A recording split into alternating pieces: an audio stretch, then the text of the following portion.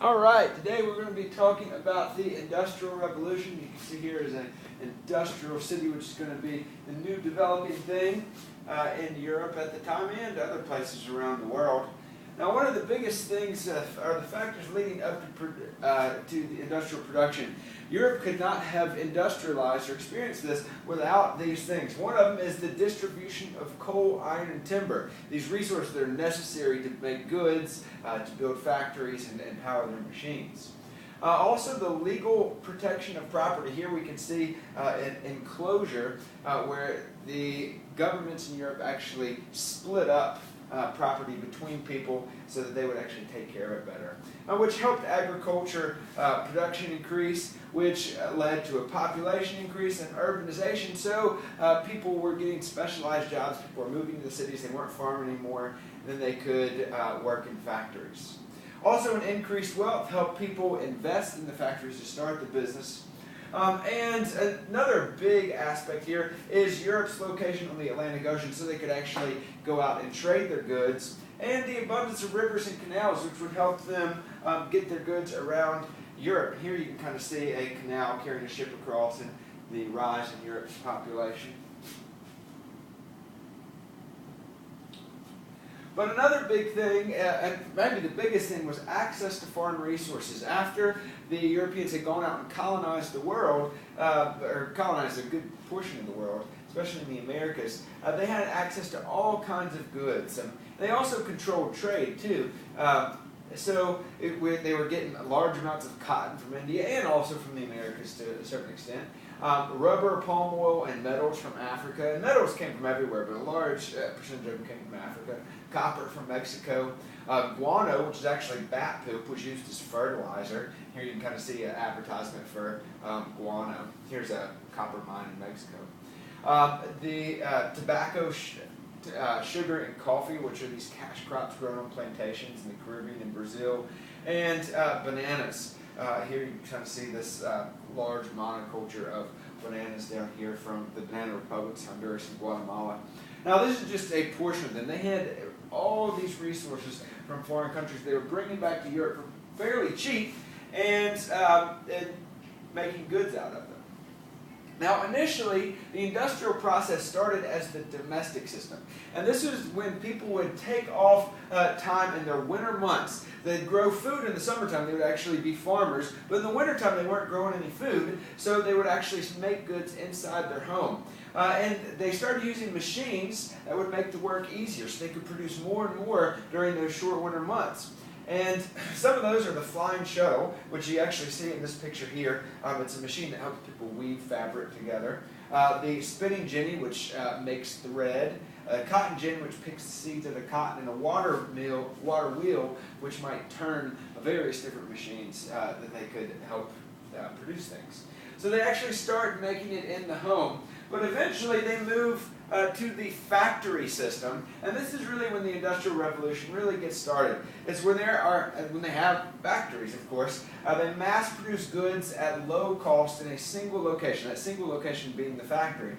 And several things help the factory produce goods faster. One is the assembly line. Each person makes a part of the good and they move it down the line. The next person makes the next part. And so it's really efficient because everybody's doing the same thing. They're very fast at it. They also use interchangeable parts, as you can see in this picture here, where every part every part of a good is the same as another good they're making. So like each barrel of this gun would be made the exact same way. So as they're going down the assembly line, like you can see here, it's really easy to put these things together rather than everything being custom built. You also have the steam engine, which would burn coal to run machines in these factories to help the workers produce the goods. And some really important inventions were made too. The locomotive, used to run trains across railroads. The steamship was an advancement, so now they're powering ships with coal rather than relying on the wind. You also have communication advancements like the telegraph and the telephone, which are helping people communicate over long distances. And as the factory system develops, the economies of Europe were based on manufactured goods. And so it was hard for agricultural-based economies in other countries to keep up anymore. Now there was a second industrial revolution, and this is basically a later version of the Industrial Revolution where you have more precise machinery made. One thing that was real big was the Bessemer process, where they actually were creating steel, which is stronger than plain iron. They started using chemicals for all kinds of things. They created electricity and eventually the light bulb, which would allow people to work for even longer, even into the night. Precision machinery, all kinds of stuff here. The communications like the radio, transportation like the internal combustion engine used to make automobiles, and also that first airplanes were flown as well. And as these factories got bigger and bigger, it led to large-scale businesses, transnational businesses that were not just in Europe, they were all around, like the British East India Company, which would transport manufactured goods around the world. The United Fruit Company, which was a European country that used oftentimes steamships to transport fruit from Latin American countries and trade them around the world. The Hong Kong Shanghai Banking Corporation, where another European trading company as well. And this, they also created something called the stock markets. The stock markets were basically places people could go to invest in joint stock companies. It made it easier to get these businesses started and easier to collect the profits as well. So we have the businesses that are doing a lot better, which increase industrialization even more. Now, industrialization was not limited to Europe. It started in northwestern Europe, especially in England, and spread throughout Europe. But even other people tried to copy it. But the thing is, in Europe, it was businesses that were in control of industrialization, private businesses. In these other places, the government was in charge of the businesses. Like in Japan, the Meiji Restoration, Emperor Meiji actually tried to force industrialization. Here you can kind of see a Japanese steamship. In China, they had the self-strengthening movement where the Qing dynasty tried to force industrialization so they could keep up with Europe. And here you can see some Chinese workers producing cannons. And then also Russia tried building railroads and factories to try to continue this process of westernization too. And during industrialization, there were some new social classes that formed as well. The bourgeoisie, which are the factory owners and managers, they are the very wealthy people, and they are going to have a lot of power in European society. And then you have the proletariat, the working class, people that are actually working in the factories. And they were often very poor. Now, the proletariat was very poor for several reasons. One, they had a pretty bad working conditions. They worked a very rigid schedule, 12 to 16 hours a day. And I'd like to add something on here. I should have this. Very low pay was one of the reasons they were poor. Okay? Low pay / wages. They were kept poor. So they weren't paid very well. They worked extremely long hours doing very boring jobs. Working on an assembly line, you'd be doing the exact same process over and over, all day long. Very boring, very tedious, sort of mind-numbing work.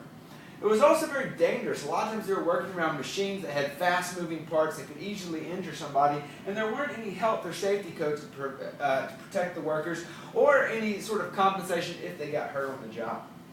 Also, children were forced to work a lot. Here you kind of see some children working on a machine down here. And workers were kept in debt. A lot of times these factories owned the houses and the stores, the company store, that the workers had to shop at. And they charged just enough for the goods and their rent that they were kept in debt. So they constantly had to work harder and harder for the company so they could pay off the debts.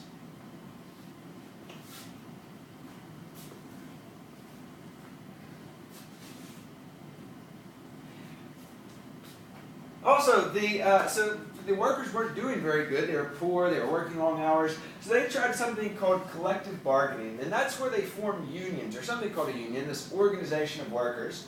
And collective bargaining is when they band together to fight for workers' rights. And one of the biggest ways they do that, here you kind of see a picket line where they would go and strike. The workers would all try to stop working at the same time. And they say, well, if we don't work, then the factory can't produce any goods and the company can't make any money. The only thing is, there were a lot of people out there that might get hired in their place. So they really had to have everybody on board to actually go and strike. Otherwise, they would just hire other people. There were also some pretty important social changes in Europe at the time too. Women did work actually in factories for quite some time until the population started to rise, and then the population got so big there were only a limited amount of jobs, and so they started giving those to the men who they considered to be the caretakers of the family, and so women started to get kind of pushed back into the home again. But for a time they did work in the factories. Here you can see them working on their spinning jennies down here.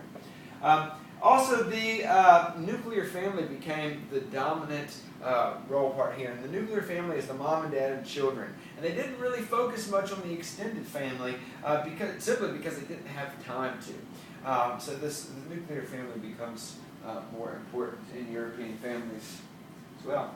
And that is it for industrialization.